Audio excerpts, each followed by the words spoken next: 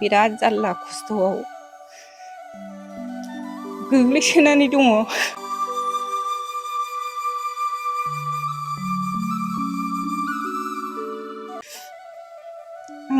आंनि फिसाइया pressure stroke जानानै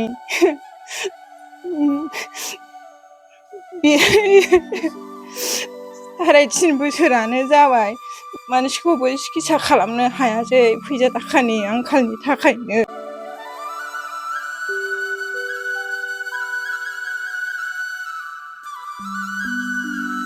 बे आइजोआ जाबाय सानै उन्दै हिन्जावसानि बिमा। मुङा सोदोमस्रि बसुमतारी। न'खरनि खामायग्रा फिसाया नोरजिया जानानै दङ।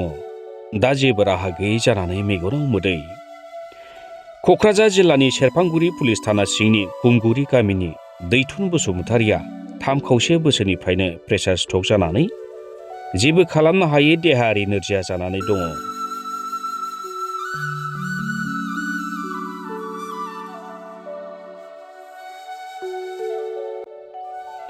न'खरनि सुबुङा हानायखिनिखौ फाहामथाय होसेयावबो दासिमबो मोजाङाव फैयाखै।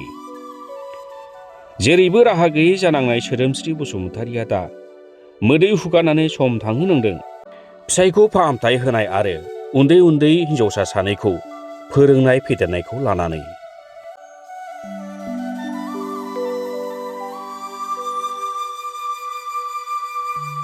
फिसाय दैथुन बसुमतारीखौ अनफावरि रायजोफोरनि अननायजों फाहामथाय होनायनि मिजिं लादों सोदोमस्रि बसुमतारीया दा। बेनिखायनो फिसायनि फाहामथायनि थाखाय सोदोमस्रि बसुमतारीया सोरखार आरो अनफावरि रायजो राजाफोरनिफ्राय एसे एनैब्लाबो राङारि अनसुंथाइ मोनगोनखौ हास्थायदों।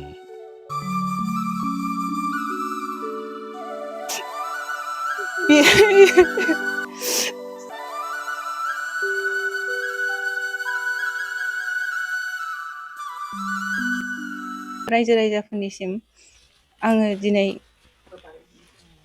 समनि रादाब इउटुब चेनेलाव आं रायजो राजाफोरनाव अनसुंथाइ लुबैनानै फैनाय जादों। माने आं बिराद जारला खस्थ'आव गोग्लैसोनानै दङ। आंनि फिसाइया प्रेसार स्ट्रक जानानै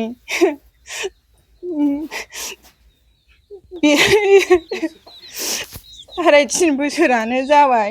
गावनि जा खामायदों बेखौ गावनि सिकित्सायावनो फोजोबजोबनाय जाबाय आरो फिसा सानै दङ। नैबे आंनि फिसाजोआ 4 बोसोरल'मोन। बिराद खस्थ' फिसाफोरखौ फोरोंनो आरो मानसिखौबो सिकित्सा खालामनो हायासै फैसा थाखानि आंखालनि थाखायनो। बिनि थाखायनो आं रायजो राजाफोरनाव अनसुंथाइ लुबैयो। रायजो राजाफ्रा अननानै आंखौ एसे एनै थाइसे थाइनै हेफाजाब हरो जाहाथे आंनि फिसाया मोजाङै मोजां हामफिनो बा एसे एनै थाबायनो हायो। फिसाफोर देरसान्दियाव लेखा फरायनायावबो बिराद खस्थ' जारला जानानै फैबाय। फिसाफोरखौ न'खर सालायनायावबो। बिनि थाखायनो आङो रायजो राजाफोरखौ खावलायहरो एसे एनै अननानै आंनो अनसुंथाइ हरो। प्रेसार स्ट्रक जानायाव ओरै नङा ओरै आगोल समाव जा एसे थाखा दङमोन बेजों लांबाबो मोजां खालामनो हायासै। दा फैसा थाखानि आंखालावनो आं ओरैनो दोननांगौ जानानै फैबाय। आंनि फिसाइखौ 3.5 बोसोरानो जाबाय आरो।